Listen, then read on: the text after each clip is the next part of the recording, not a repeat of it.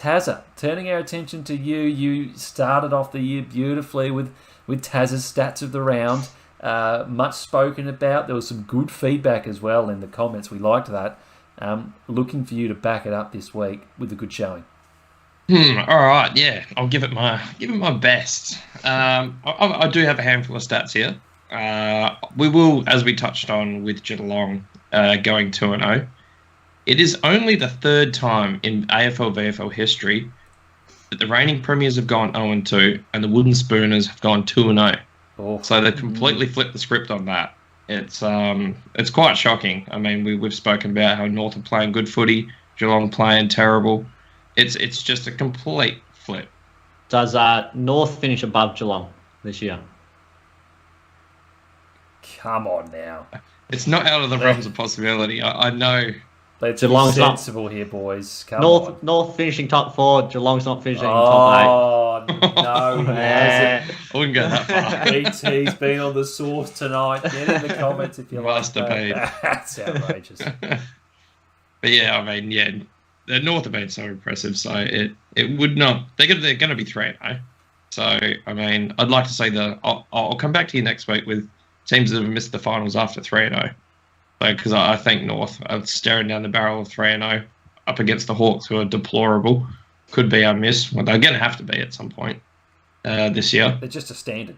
They're just a 10-goal loss, write it off every week. You know, I think it's going to take a 20-goal loss for them to make the miss because, yeah, they're just bad every week. Anyway, moving on. North are the 12th side to defeat both WA sides in back-to-back games. First stat. to do it, winning it by both games under a goal. Great stat. It's a bit of a fixture quirk.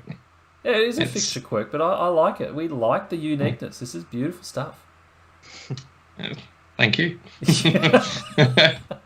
All right. So a lot's been made about Will Ashcroft. Is he seems like the Lions' golden boy. He's their future. Fewest career games before having 30 disposals, 9 clearances and a goal. There's some pretty decent names in this list, but Will Ashcroft comes off on top and by an absolute country mile. So we've got guys like Clayton Oliver, took him 31 games. Brutus, 26. Kelly Newcomb Hazelby, 25. Simon Black, a Brownlow medalist, 21. Toby Green comes in second at 11. Will Ashcroft, 2 games. Wow. So that's a big game, I think. Obviously, with Nick Dacos doing what he's doing, he's still regarded as a rookie. I think this game's kind of gone under the radar a little bit. Not that much has been said about it, but looking at that record, I think it's a huge game. Won the Rising Star nomination as well this week, did Ashcroft, and certainly well deserved on that front. The shine taken off that game as well from the lights coming out as well. I mean, that's good pun there. What else? Oh, yeah, thanks, mate. Absolutely intentional. It really did take the spin off a little bit. So, yeah, don't mind that. Good work, Tazza. Good areas. I got a couple more here. Just an attendance record was set over the first 2 rounds of an AFL VFL season. AFL. I mean, we're absolutely not going to eclipse it in a VFL season. But anyway, the highest attendance over the first 2 rounds of an AFL season was set this round. 765,789 individuals attended an AFL game over the first 2 rounds, which smashed the record, which was previously set in 2019, of 725,010 people. So there's 40K there. There you go. So, did you boys go? You guys went to the game? No, I didn't. Oh, come on, do your bit. But this is all the North Melbourne supporters coming out. Yeah, that's what's happening here. You're absolutely It's correct. the big market teams. It's the Essendons, it's the Collingwoods, it's obviously the Richmond are up there. The big Victorian teams are obviously up and about. So it's good to see. Yeah, definitely. And my final stat for today: most VFL AFL wins. I think this may have been mentioned a little bit, but I'm still going to include it. Most VFL AFL wins as teammates for Collingwood. the record has been broken by Scott Pendlebury and still side bottom. Yep. At 164. Very nice. And just a little side note on still side bottom. I was doing a bit of study on him. He has the oddest nickname going around. What is Blue it? Scope. Blue Scope. Blue Scope Steel. Oh, that's quality. I like that But one. you've got so many options. You got a name like side bottom, and you. Yeah. I mean, come on. I saw that. I had a good chuckle there. That's pretty good. Now, just one thing before we move on from Pendlebury.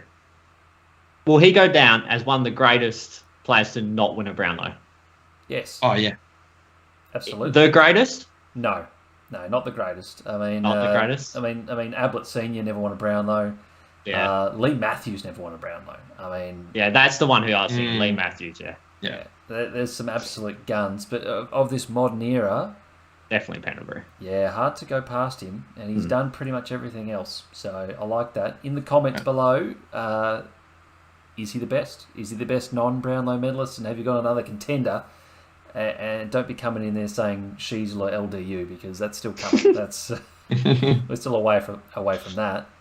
Tazza, you've done well, but I got a couple questions for you. One's a stat, and one is some homework you had from last week.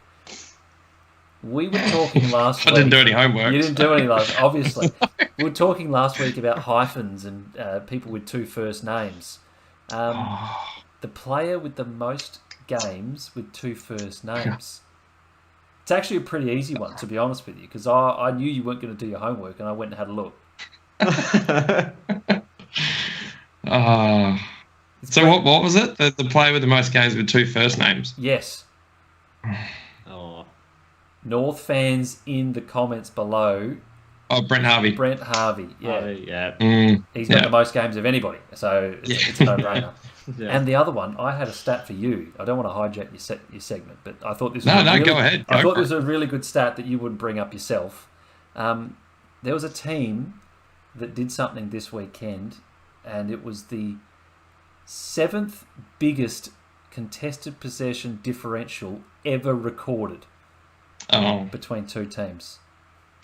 And your mob was on the other end of it. How do you feel about Port Adelaide putting in the 7th worst contested possession effort with minus 56 on the day? I mean, I've already said we were awful, and this is what Port do. They build you up just to drop you straight back down. I'm over it. I don't know why I get sucked in every time. 100% of the time I get sucked in, and they do it so often. I should have learned by now, but yeah, no. They were deplorable. They were awful. But Collingwood on the other side of the coin were just as good. So yeah, they were exceptional. They're the team to beat. Yeah, I didn't want to sink the boot in, but I felt like I had to. If you've got anything that you want to hear for Taz's segment next week, make him do some homework. Get in the comments. Get in the chat. I will check this week. If there is anything, I'll make sure it gets done. Yeah, nice. I was a bit lazy. No. You had a big weekend, mate. I mean, big weekend of footy. I mean, it was hard to find the time, but I think you've done well. But you'd agree, BT, wouldn't you? Oh, no. I don't agree with that at all. If you got homework, you do your homework. Old teacher's pet BT. Yeah. Nah, I'm with you. Don't give me homework. There's no chance I'm doing it. Yeah, no, fair enough. There we go. Very good.